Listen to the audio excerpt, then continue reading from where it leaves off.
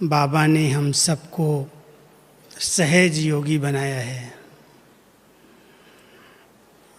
सहज योगी बनते बनते कई ब्राह्मण आत्माएं अलबेली हो गई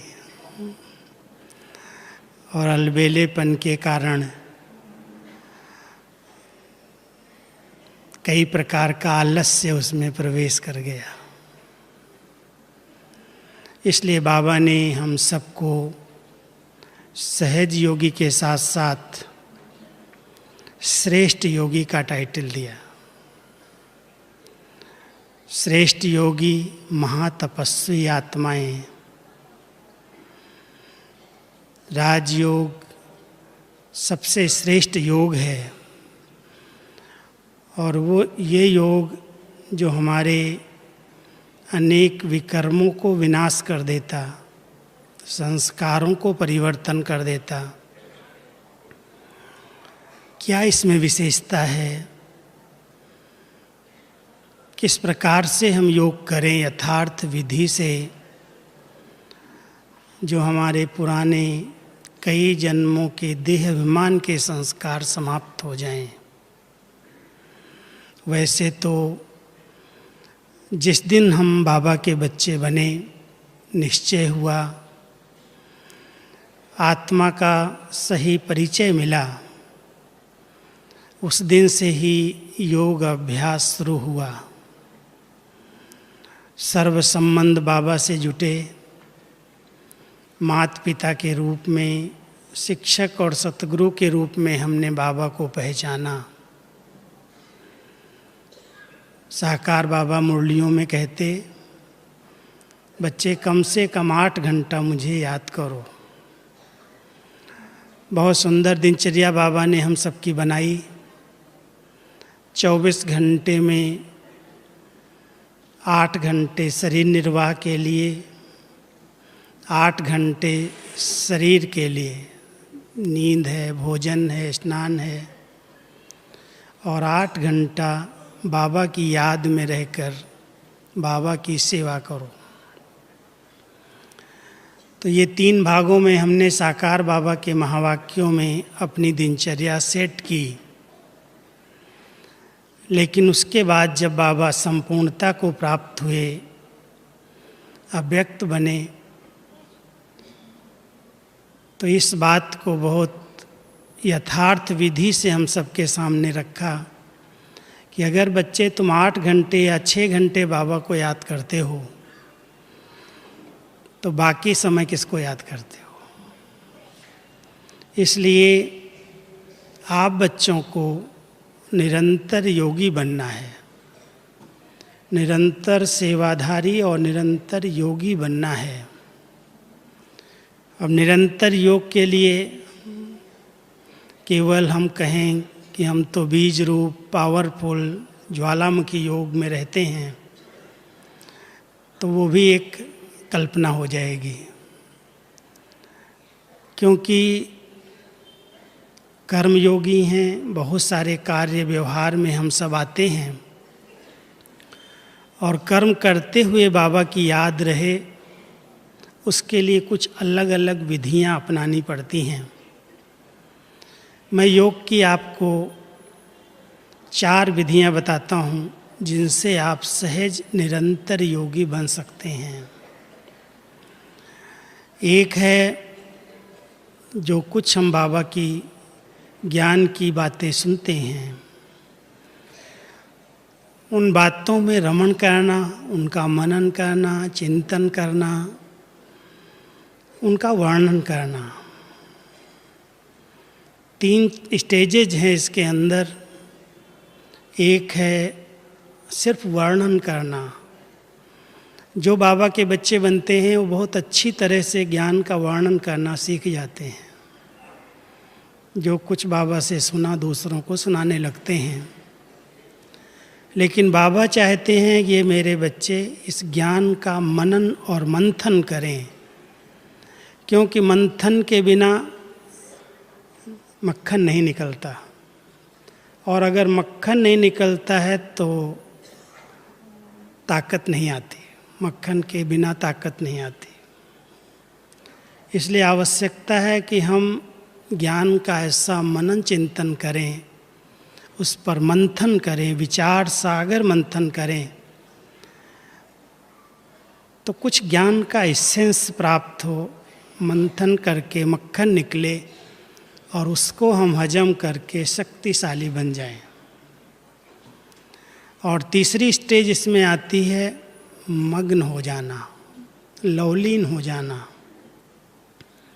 वर्णन, मंथन और मग्न स्थिति। कई बाबा के बच्चे अभ्यास करते करते प्यार के सागर में लवलीन हो जाते हैं, मग्न हो जाते हैं, और वो मग्न स्थिति हमारे विकर्मों को विनाश करती है, संस्कारों को परिवर्तन करती है।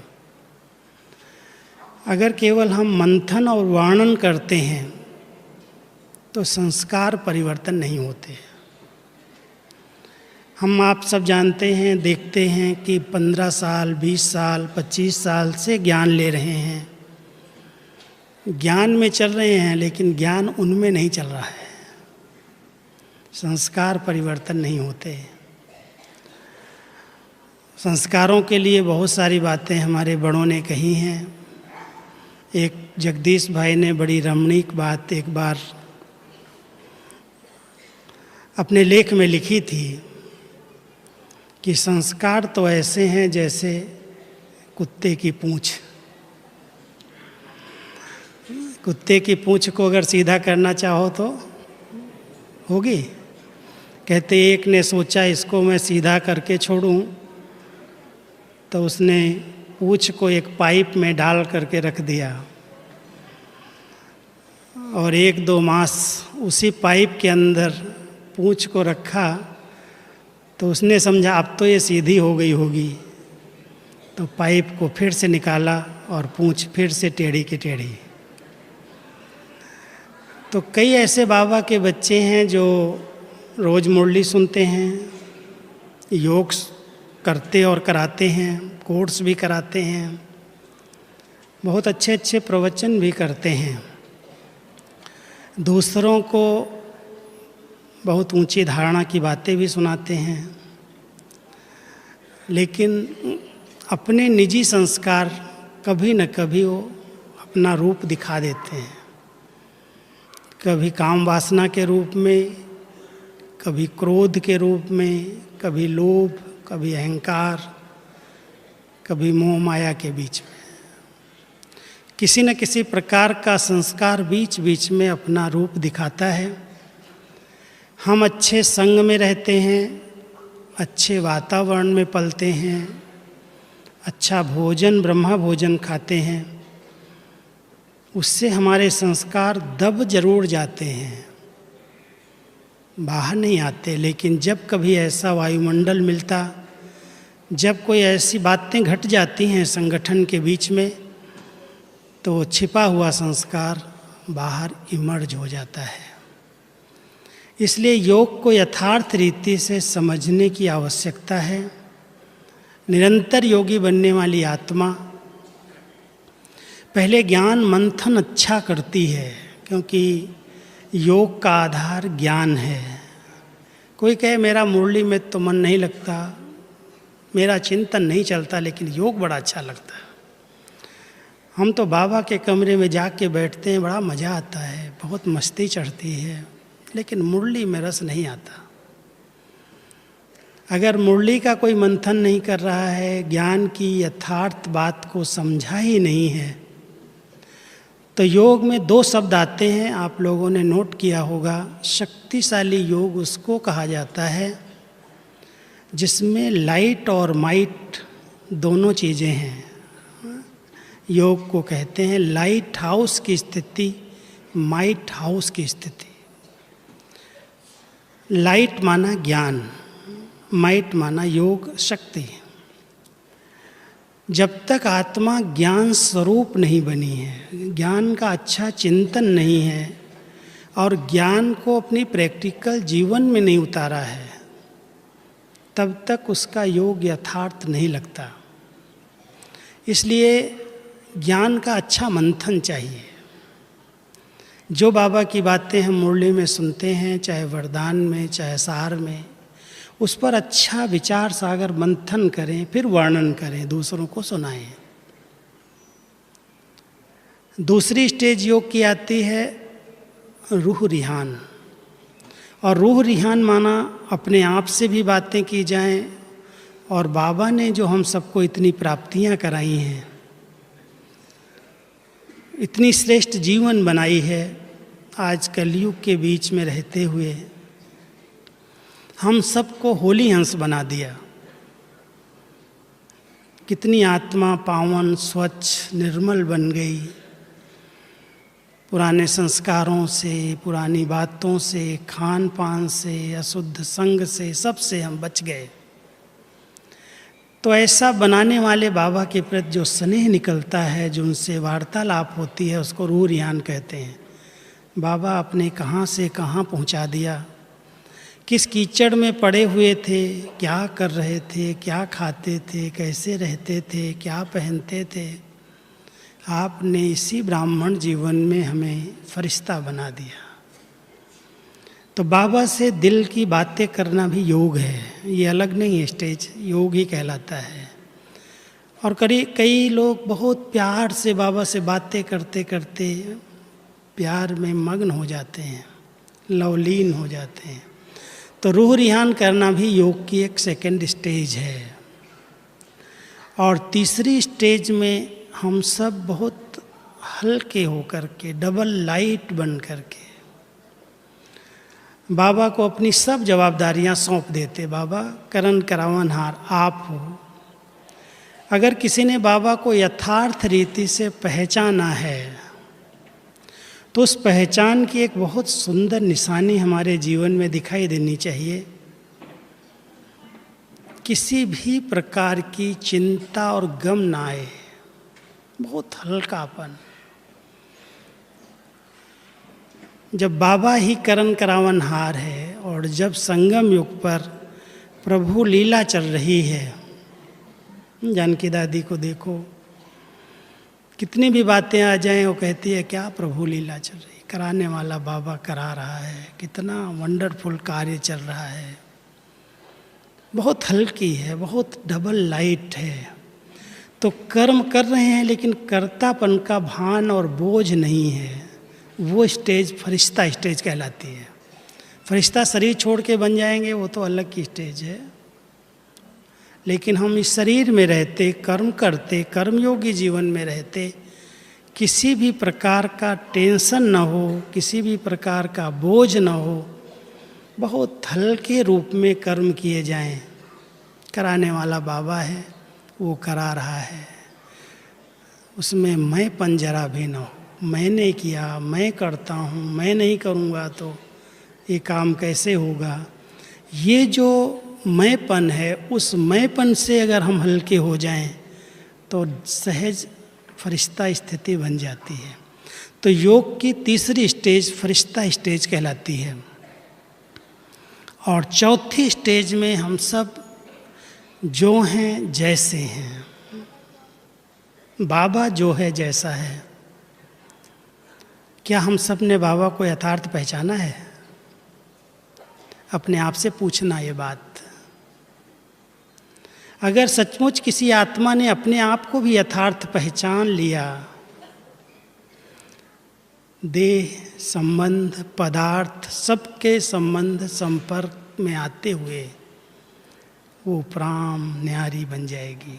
जैसे हमारे ब्रह्मा बाबा स्वयं को पहचाना, बाप को पहचाना और यथार्थ पहचान करके कर्मयोगी बन करके रहे और कर्मातीत बन गए। वो बाबा की स्टेज जिसमें केवल बाप और आप, मैं और मेरा, मैं आत्मा और मेरा बाबा, इसके सिवाय और कोई तीसरा ना आए, ऐसा योग जिसको बाबा कहते हैं शक्तिशाली, बहुत पावरफुल बीज रूप की स्टेज। और जितना समय हम स्टेज में स्थित रह सकते हैं, इस स्टेज में जिसमें कोई भी बंधन, कोई भी संस्कार, कोई भी चिंतन न चले, मैं और मेरा बाबा, बस अनुभव के संकल्प हैं। क्योंकि आत्मा कभी भी संकल्प शून्य नहीं बनती, इस बात को थोड़ा ध्यान देना। कई लोग योग में बैठते हैं, कहते हैं कोई संकल्प ही ना चले, बस जड़ बैठ जाएं बन करके। जड़ नहीं है हमारा योग, जड़ता नहीं है, अनुभव हैं, संकल्प हैं, लेकिन उनकी गति बहुत धीमी है और अनुभव के संकल्पों में आत्मा समाई हुई है, खोई हुई है।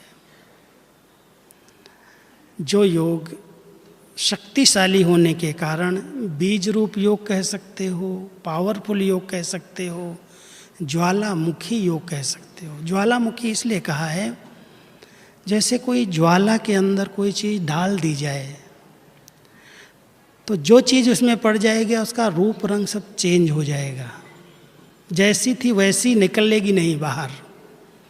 कोयला डालोगे, काला कोयला भी लाल होकर के निकल आएगा।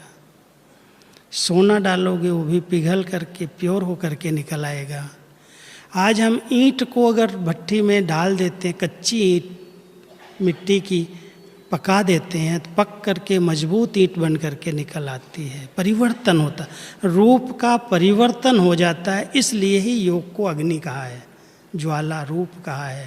बाकी ज्वाला ऐसे नहीं ऐसा भयानक रूप हो जाएगा, कोई बैठोगे तो ऐसे लगेगा जैसे कोई आग का गोला निकल रहा है। कई लोग अपना चेहरा भी ऐसा बना लेते हैं जैसे बहुत पावरफुल योग बन। एक भाई हमारा योग करता था तो दादी एक दिन देख रही थी, गुलजार दादी कहती है, भाई तुम देखना बाबा को ऊपर से गिरा नहीं देना। ऐसे योग कर रहा था, ऐसे आँख चढ़ा करके, जैसे मैं ज्वालामुखी बन के बैठ गया हूँ। सरल योग, सहज योग, शीतल बनाने वाला योग है। कर्मेंद्रियों को शीतल बना देता है, अंग अंग सुगंधित कर देता है। ऐसा सहज योग बाबा ने सिखाया है। लेकिन ज्वाला नाम इसलिए दिया क्योंकि इसके अंदर लगन की आग है। आग है लेकिन प्यार की आग है, स्नेह की आग है। और स्नेह में आत्मा खो जाती है, न कि वो तेज हो जाती है। तो हम सब बाबा के बच्चे ज्वालामुखी योग को यथार्थ रीति से समझें। आत्मा की शक्तिशाली स्थिति जिसमें मैं और मेरा बाबा, मैं आत्मा और मेरा बाप परमात्मा, मैं ज्योति स्वरूप, वो ज्योति स्वरूप, जो हूँ जैसा हूँ उस स्वरूप में स्थित होकर के उसके साथ मिलन हो, उसकी अनुभूतियाँ हों। अगर वो शांति का, प्यार का, सुख का, आनंद का सागर है तो मैं आत्मा उसका स्वरूप बन करके बैठूं। वो हमारे चेहरे से, हमारे नैनों से, हमारे मस्तक से वाइब्रेशन क्रिएट हो जाएं। जैसे सागर के तले में हम चले गए, शांति के सागर के तले में चले गए। योग की 3 स्टेज और सुनाता हूँ, 4 तो बताइए, याद रहेंगे ना? मनन चिंतन, रूह रिहान, फरिश्ता स्थिति और पावरफुल बीज रूप स्थिति। लेकिन 3 और स्थितियों का भी आप सब अनुभव कर सकते हैं। एक, बाबा कहता है मैं ज्ञान सूर्य हूँ। आप बच्चे मास्टर ज्ञान सूर्य हैं। सूर्य माना ऐसा नहीं कोई तेज निकल रहा है, उसकी गर्मी हमारे तक आ रही है, लेकिन सूर्य की शक्ति भी परिवर्तन के लिए बहुत महान मानी गई है। अगर कुछ दिन सूर्य न निकले तो परिवर्तन संभव नहीं है। सूर्य की किरणें सागर में पड़ती, उसका खारापन निकल करके मीठा पानी आकर के बरसता। सूर्य की किरणें कीचड़ पर पड़ती, कीचड़ निकल सूख जाता, वहाँ पर सफाई हो जाती, गंदगी खत्म हो जाती। सूर्य की किरणें पेड़ पौधों पर पड़ती, उसको ऑक्सीजन मिलती, वो हरे भरे खिल जाते, फूल अच्छे हो जाते, सुगंध आ जाती। सूर्य एक ही है, लेकिन उसकी किरणें भिन्न भिन्न रूप से अपना कार्य कर रही हैं। हम सब जब योग अभ्यास करते हैं तो ये प्रैक्टिस करें कि मैं आत्मा मास्टर ज्ञान सूर्य हूँ, और उस ज्ञान सूर्य बाबा की सब शक्तियों की किरणें। ऐसे नहीं कलर थेरापी करने लगना। कई लोग कलर थेरापी को भी आजकल मानते हैं, 7 कलर आ रहे हैं, ये रंग आया वो रंग आया। इसमें मूझना नहीं है, रंगों के चक्कर में नहीं चले जाना। एक रंग में सब रंग समाये हुए हैं। कौन सा? वाइट कलर जो हमारा है।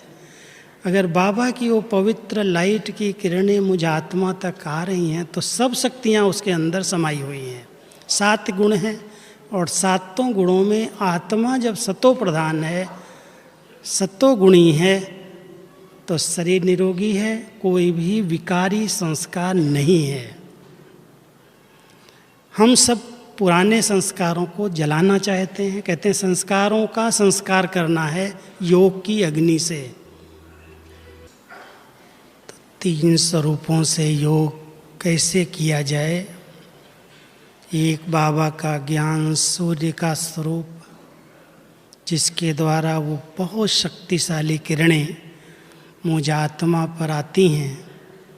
जैसे सूर्य की किरणें किसी कांच पर पड़ती हैं, और उस कांच के द्वारा अगर वो रिफ्लेक्ट हो जाती हैं और कुछ समय वो एकाग्र रहती हैं, तो वहाँ पर अग्नि पैदा कर देती हैं, उस स्थान पर आग जल जाती है। तो ऐसे ही जब हम अपने आत्मिक स्वरूप में स्थित रह कर के अभ्यास करते हैं, बाबा के शब्द याद होंगे, बच्चे अपने को आत्मा निश्चय कर मुझे याद करो। मेरा क्लास आप सिर्फ सुनना नहीं, अनुभव करते जाना, अनुभव करना थोड़ा सा। अपने को आत्मा निश्चय कर मुझे याद करो। तो जब हम अपने आत्मिक स्वरूप में स्थित होते हैं और ज्ञान सूर्य बाबा की वो किरणें इस पर एकाग्र कर लेते हैं, वो एकाग्र हुई शक्तियाँ, अगर संकल्प कोई उठ जाए कि ये होना चाहिए, तो वहाँ पर उस एकाग्रता की शक्ति से परिवर्तन संभव है। अगर आप अपने संस्कारों पर भी ध्यान देते कि ये मेरा संस्कार ठीक नहीं है, ब्राह्मण जीवन में मेरे मार्ग में ये मुझे रुकावट डाल रहा है, क्योंकि दूसरा अगर आपका ध्यान खिंचवाएगा कि आपका ये संस्कार ठीक नहीं है, हो सकता है कि आपको उसको सिद्ध करने में अहंकार आ जाए कि नहीं मैं तो ठीक हूँ, आप गलत हैं। लेकिन हर आत्मा अपने निजी संस्कारों को समझती है। जो बाबा की मुरली रोज स्टडी करते हैं, उनको पता चलता है कि ये संस्कार मेरा राइट नहीं है, और इस संस्कार को मुझे जलाना है, इस संस्कार को मुझे गलाना है, इसको ख़त्म करना है। कैसे ख़त्म करेंगे? उस ज्ञान सूर्य बाबा की किरणें एकाग्र करके अपने भ्रकुटी पर चमकती हुई मणि पर अनुभव करेंगे, और उन शक्तियों को रिफ्लेक्ट करेंगे जैसे वो संस्कार समाप्त हो रहे हैं। संकल्प भी देंगे, ऐसे नहीं संकल्प शून्य हो जाएंगे। मैं एक बहुत शुद्ध आत्मा, पवित्र आत्मा, महान आत्मा हूँ, और ये मेरा संस्कार देहमान वाला, इसको मुझे समाप्त करना है। पहले तो संकल्प आए ना, मुझे परिवर्तन करना है। कई तो अपने संस्कार को गलत समझते ही नहीं, कहते तो नेचुरल है, ये तो होगा ही, इसके बिना तो काम ही नहीं चलेगा। फिर वो क्या परिवर्तन करेगा? जब तक कोई ने किसी संस्कार को गलत महसूस नहीं किया, तब तक परिवर्तन तो संभव ही नहीं है, कितना भी योग लगा लो। अगर सचमुच लगता है कि मेरे इस मार्ग के अंदर मुझे संपूर्ण बनने में, फरिश्ता बनने में, कर्मातीत बनने में, अपने लक्ष्य को प्राप्त करने में ये विघ्न रूप है, मुझे इसको ख़त्म करना ही है, तब हम ये योग करें कि आत्मा इस भ्रकुटी आसन पर चमकती हुई मणि, जिस पर शिव बाबा की बहुत डायरेक्ट किरणें ज्ञान सूर्य की आई, और उस संस्कार को भस्म कर रही हैं। धीरे धीरे अभ्यास करते करते वो संस्कार खत्म हो जाएगा, संस्कार हो जाएगा उसका। दूसरा अभ्यास, बाबा ज्ञान सागर है। आपने देखा होगा सागर अगर किनारे रहते हैं तो अनुभव किया होगा ऊपर बहुत लहरें होती हैं, और लहरों के बीच में अगर कोई जाता है, अगर उसको स्नान करना, लहराना, तैरना नहीं आता तो लहरें उसको बहा ले जाती हैं, नुकसान पहुंचा देती हैं। लेकिन सागर के डुबकी लगाने वाले तैराक जो होते हैं, जो नीचे जाना जानते हैं, वो वहाँ बड़ी शीतलता का, बड़ी शांति का अनुभव करते हैं, रतन लेके आ जाते हैं। हम सब भी योग अभ्यास के अंदर ये प्रैक्टिस करें, कुछ समय हम ज्ञान सागर की लहरों में लहराएं, चिंतन करो, मनन करो, पहले अपने आप को खूब नशे और खुशी में ले आओ। योग सूखा नहीं है। कई लोग ऐसे बैठते हैं ना, जैसे कोई गर्दन डाल दिया नीचे, पता नहीं कौन सा बोझ आ गया योग में, सूखा चेहरा, खुशी नहीं, रौनक नहीं, शांति है, अंतर्मुखी है, तो ऐसा लगता है पता नहीं कोई ने मार के बिठा दिया इनको। ये योग है क्या, जिसमें चेहरा ही बदल जाए, सूखा हो जाए? अरे रमणीकता से, बाबा से प्यार से बातें कर रहे हैं, स्नेही से मिलन मना रहे हैं, खूब मज़े से बैठो, मस्त होके बैठो, और फिर बाबा की वो किरणें लेते लेते सागर के तले में चले जाओ। और वो सागर का तला बिल्कुल शांति का सागर है, प्यार का सागर है, पवित्रता का सागर है, और मैं आत्मा उसके अंदर समाई हुई हूँ। कोई बाह्य वातावरण का प्रभाव नहीं है। लेकिन डुबकी लगाने वाले एक ध्यान रखते हैं, कहीं नाक कान में पानी न चला जाए, डेंजर होता है, इसलिए बंद रखते हैं, खोलते नहीं हैं।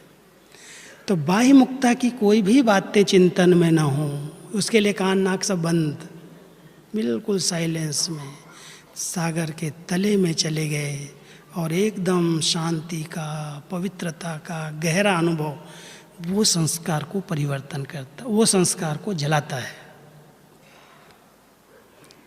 तीसरी स्टेज है, जैसे कहते हैं बाबा बीज है, और उस बीज से सारे वृक्ष को शक्तियाँ मिलती हैं।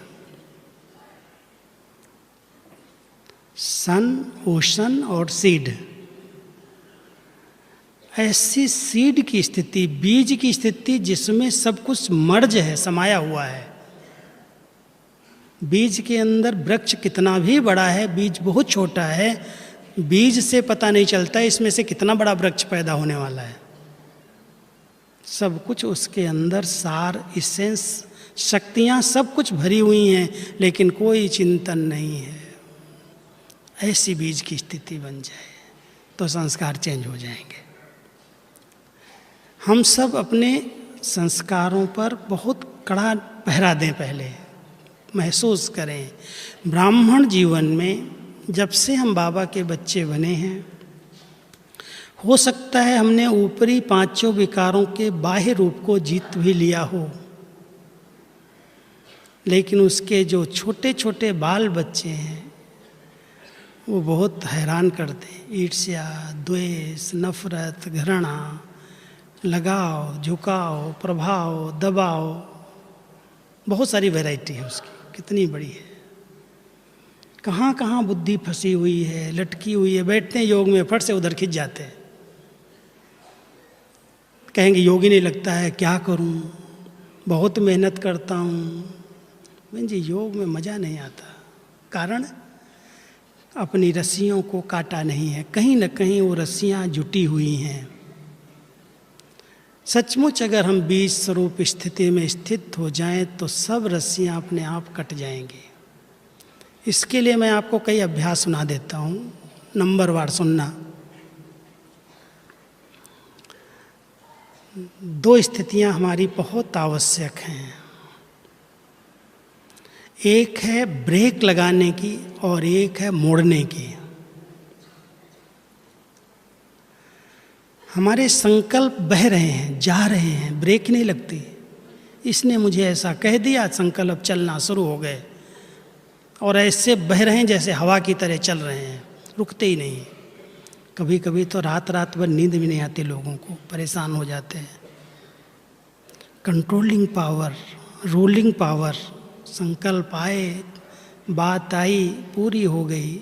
उसका चिंतन करते करते करते करते रात बीत गई, माथा खराब हो गया, सिर दर्द हो गया, टेंशन हो गया। योग क्या करोगे?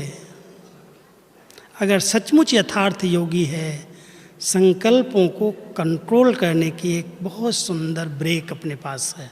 कौन सी ब्रेक है? Nothing new.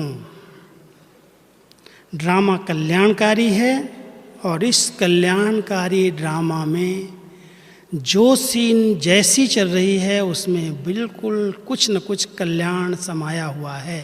हर सीन एक्यूरेट है। अब इस बात पर अगर चिंतन किया है किसी ने तो ब्रेक लगेगी, नहीं तो नहीं लगेगी। ऐसा क्यों किया, ऐसा नहीं करना चाहिए, इसने ऐसा बोल दिया, इसने ऐसा कर दिया। फिर खुद भी अपना टाइम वेस्ट करेंगे और दूसरे को भी वो सुना सुना करके उसका भी टाइम ले लेंगे।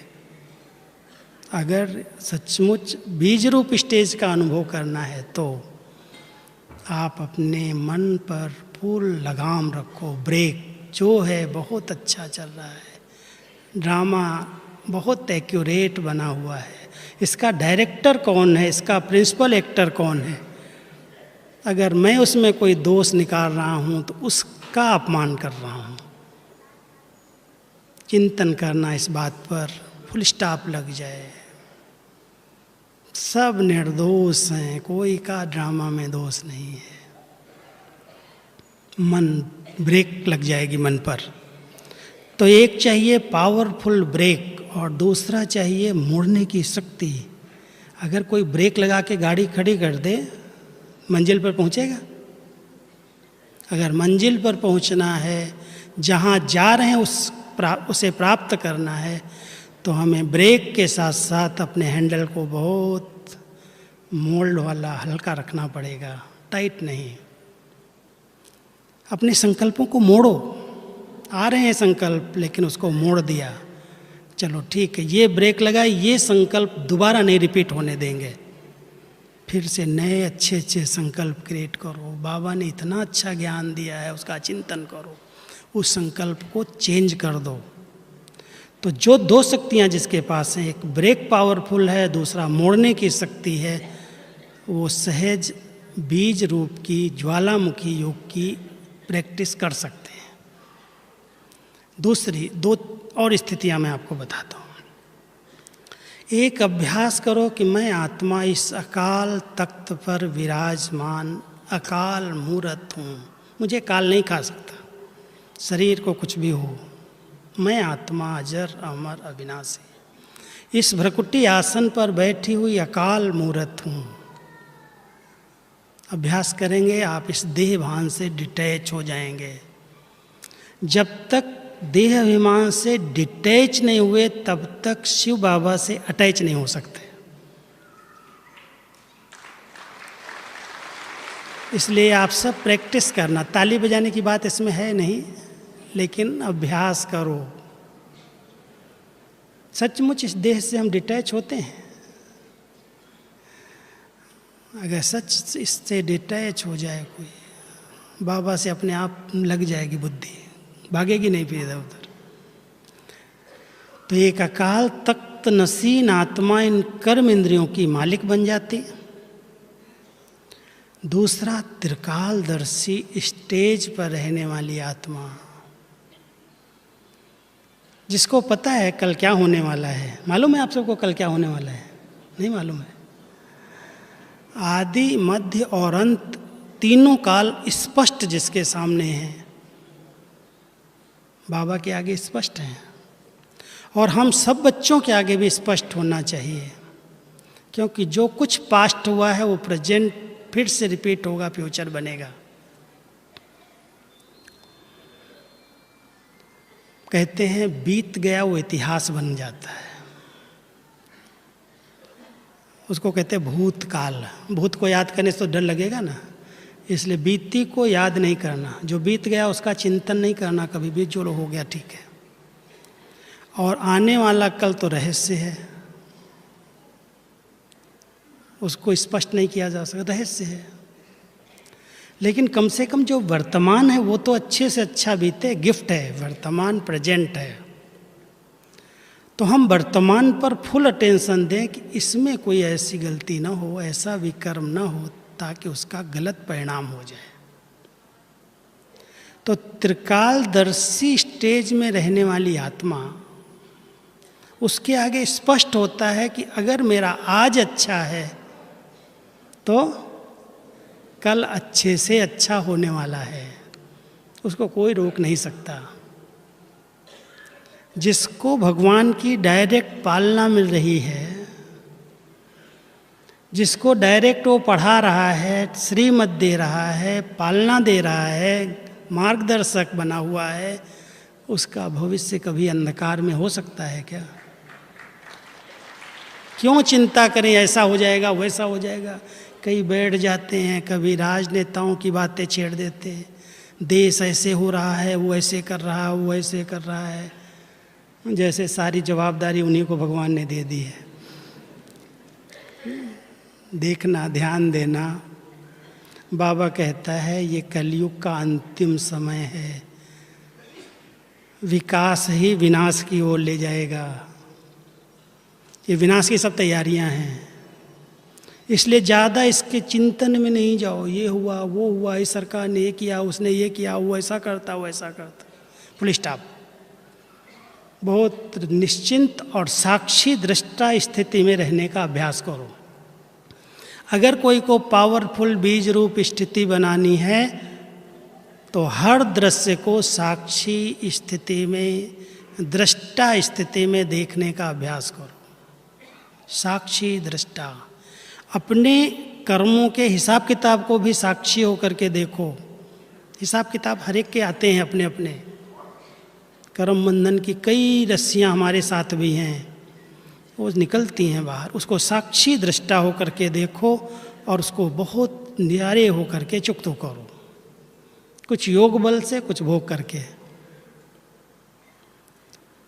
दूसरी स्टेज है उसमें सारथीपन का अभ्यास।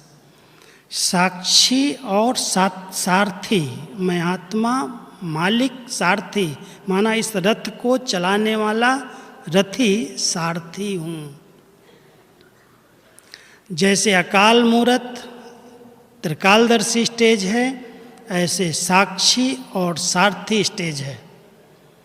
अगर इसका कोई ने अभ्यास कर लिया, फट से उसकी योग की स्थिति शक्तिशाली बन जाएगी। दो चीज़ें और जरूरी हैं, दो सुना रहा हूँ, नोट कर लेना पहले। अगर ब्राह्मण परिवार में किसी आत्मा ने किसी की बद्दुआएं ले ली, वो श्राप है। हमेशा एक बहुत अटेंशन देने वाली बात है, इस ब्राह्मण जीवन में मुझ आत्मा को कोई भी किसी भी रूप से बद्दुआ न दे। सबकी दुआएं लो, माता पिता की दुआएं, उनकी श्रीमत पर चलने से, उनकी आज्ञाओं में हाजी करने से मिल जाती है। लेकिन हमारा ये परिवार जो संगम युग पर मिला है, इसमें हम सबको अटेंशन देना है कि कोई भी आत्मा किसी कारण से मेरे से डिस्टर्ब होकर, मेरे किसी चलन से, मेरे किसी बोल चाल से, मेरे किसी व्यवहार से डिस्टर्ब होकर मुझे बद्दुआ न दे। बहुत श्राप लगता है बद्दुआओं का। और विशेष करके जो पवित्र कन्याएं सेवा केंद्रों पर रहती हैं, उनको अगर कोई परेशान करता है किसी तरह से, उसका क्या हाल होता होगा, वो बहुत ध्यान देना, अंडरलाइन करना इस बात को। पवित्र आत्माएं जिनको भगवान ने बिठाया, सीट दी है, ईर्ष्या के बस, द्वेष के बस, बदला लेने की भावना से, किसी को नीचा दिखाने की भावना से, कभी भी किसी के साथ ऐसा कुछ उल्टा नहीं करना जो उसकी दिल की आह निकले। वो कभी भी शांति से बैठने नहीं देगी, कभी भी योग में बैठने नहीं देगी। कई लोग क्या क्या प्रयोग कर रहे हैं, तंत्र मंत्र जंत्र, सारी आसुरी शक्तियों का अगर कोई ब्राह्मण आत्मा सहारा ले ले तो बहुत बड़ा पाप है, बहुत बड़ा पाप है। ये आसुरी शक्तियाँ हैं। और इस दैवी परिवार के अंदर किसी को नीचा दिखाने के लिए अगर कोई ऐसा कर्म करता है, उससे बड़ा अपराध कहीं नहीं होता। ऐसा अपराध मेरे से न हो। सब लोग ध्यान दो, हर आत्मा मुझे दुआ दे, किसी की बद्दुआएं न निकलें, तब योग लगेगा। नहीं तो बैठे रहो योग में 2 घंटा 4 घंटा लगा के लाल लाइट करके, योग नहीं लगेगा। बहुत मेहनत है इसमें। इसलिए हर ब्राह्मण आत्मा को एक पक्का करना चाहिए, जो बाबा ने मुझे दी है सेवाएं, जो मेरा भाग्य है, कोई छीन नहीं सकता, और किसी के भाग्य को मैं किसी भी तरह से ले नहीं सकता। इसलिए अपने अपने भाग्य में खुश रहें और हो सके जितना अपनी तरफ से सबको स्नेह और दुआएं दें, ताकि वो आत्मा के दिल से कम मेरे प्रति कभी भी बद दुआ न निकले। वो कहे हमारी दीदी है बहुत अच्छी, हमारे भाई साहब है बहुत अच्छे। अच्छा कहना भी दुआएं हैं। तो हम सब इस बात को ध्यान दें। योग को शक्तिशाली बनाने के लिए एक सच्ची दिल की लगन चाहिए। लगन ही अग्नि बन जाती, और दूसरा दुआएं चाहिए। जिस आत्मा ने इस बात का अटेंशन दिया है वो सहज योगी बन करके अपने जीवन में अनुभव करते हैं कि सचमुच भगवान मिला, इतनी श्रेष्ठ जीवन मिली, इतने ऊंचे दिव्य संस्कार बन गए। चलन से, चेहरे से, बोल से, व्यवहार से पता चलता कि सचमुच ये देवता बनने वाले हैं। हम कहें हम तो नर से नारायण, नारी से श्री लक्ष्मी बन रहे हैं, हमारा बहुत ऊंचा लक्ष्य है, उद्देश्य है। हम एक धर्म, एक राज्य, एक भाषा, एक कुल, एक मर्यादा की स्थापना कर रहे हैं, और आपस में तू मैं टकराव, तेरा मेरा, मेरा सेंटर तेरा सेंटर, ये क्या बनेंगे देवता? विचार करना, थोड़ा सा सोचना इस पर।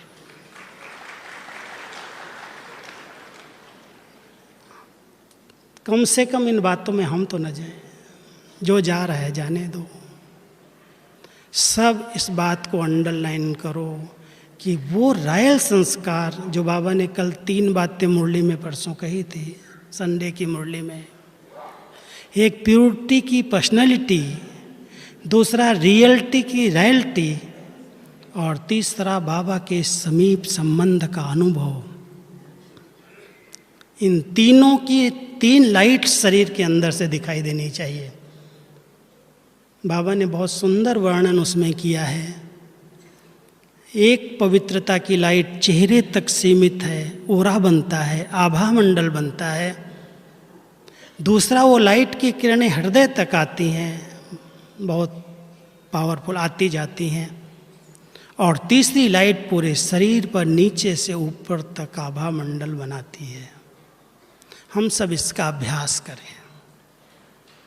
अपनी आत्मिक स्थिति में बैठकर बाबा से शक्ति लेते हुए वो पवित्रता की शक्तियों को इमर्ज करें, और ऐसी पावरफुल स्टेज से ज्वालामुखी योग सहज हो जाएगा। इसके लिए डबल लाइट स्टेज, प्योरिटी की स्टेज जितनी हमारी पावरफुल बनती जाती, उतना योग शक्तिशाली बन जाता। केवल अपने लिए योग नहीं है, अपने संस्कार तो परिवर्तन होंगे ही, लेकिन अगर कोई ऐसा योग, आप सब यहाँ आए हो बाबा के घर में, मेरा एक शुभ संकल्प है, बताऊं? एक घंटा शाम का, नमाज साहब का समय, रोज इस समय, जबकि दुनिया के परिवर्तन की घड़ियाँ बहुत समीप हैं, अचानक कुछ भी बहुत बड़ा होगा घटना, हम सब देख रहे हैं, सुन रहे हैं, जानते हैं। हम सब 1 घंटा इस पावरफुल योग का अभ्यास करें। हमारे संस्कार भी जल जाएं, गले, और साथ साथ इस प्रकृति के तमोगुण को सत्वगुण में परिवर्तन करने में मदद करें। अब प्रकृति के पांचों तत्व अपना तमोगुण रूप, विकराल रूप दिखा रहे हैं। इनको सत्व प्रधान बनाने वाले कौन? इतने बड़े विश्व का परिवर्तन करने वाले कौन?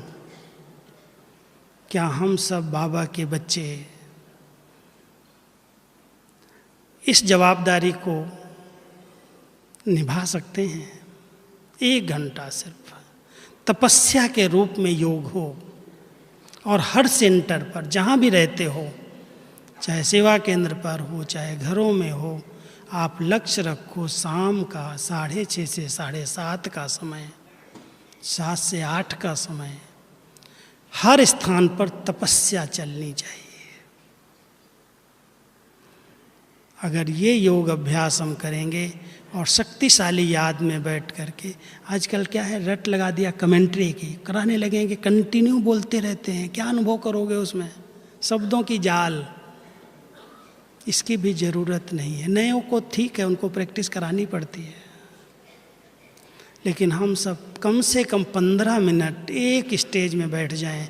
योग की कितनी स्टेजेज बाबा ने बताई हैं। 5 स्वरूपों का अभ्यास सुनाया, कितनी ऊंची ड्रिल साकारी, आकारी, निराकारी की सिखाई। सारे दिन में 1 घंटा, हर घंटे में 1 मिनट इस देह से डिटैच रहने का अभ्यास सिखाया।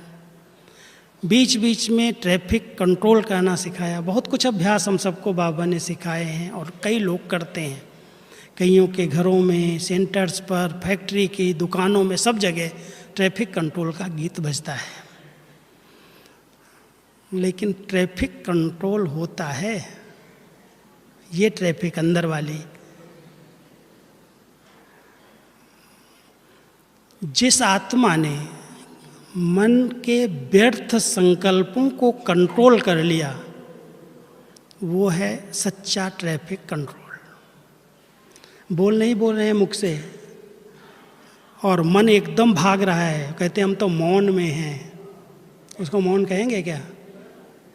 यथार्थ मौन की परिभाषा यही है, मन के संकल्प, व्यर्थ संकल्पों से फ्री हो जाएं, और बोल में कोई भी किसी भी आत्मा के प्रति कड़ुआ बोल, अपशब्द, कुवचन न निकले। वो है मुख का सच्चा मौन। आवश्यकता के अनुसार तो बोलना ही पड़ता है, जरूरी बातें करनी है। बोल से संबंध जो बिगड़ रहे हैं उस पर सब ध्यान दें। चुप रहने से बहुतों को बहुत लाभ हो रहा है, और बोल देने से आत्माएं डिस्टर्ब हो रही हैं। इसलिए हम सबको अपने बोल पर बहुत कंट्रोल करना है। अंतर्मुखी सदा सुखी, जितना कम से कम बोल करके काम लिया जा सके ले लो, नहीं तो चुप। कहते 1 चुप 100 कल्याण, 100 भला।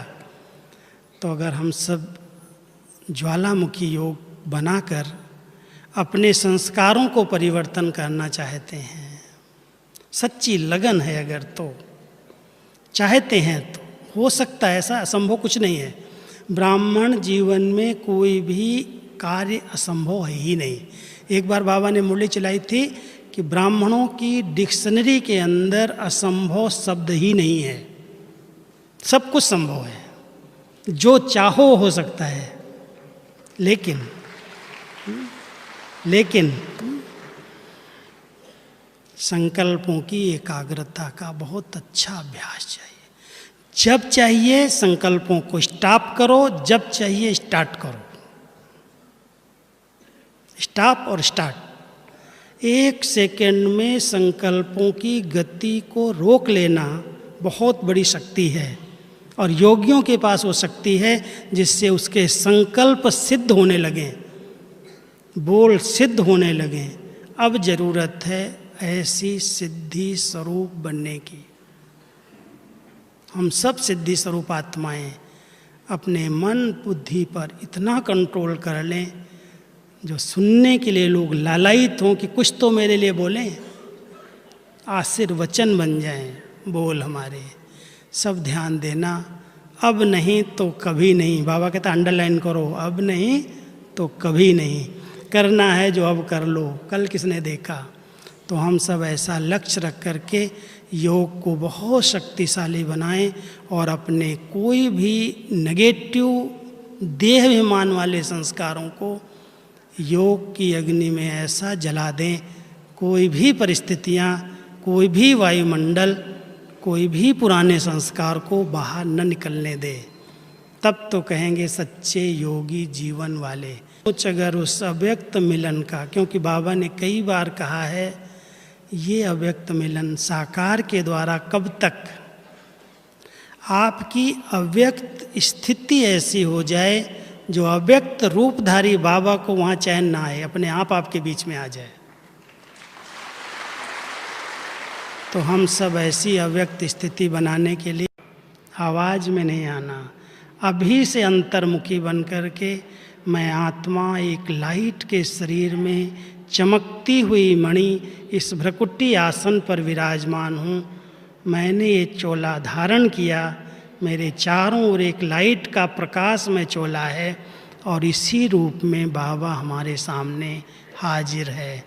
तो अव्यक्त मिलन के लिए अव्यक्त स्थिति का हम सब अभ्यास करेंगे और 3 मिनट के लिए शरीर से डिटैच होकर बाबा के सन्मुख अपने को अनुभव करेंगे। चलो अभी सब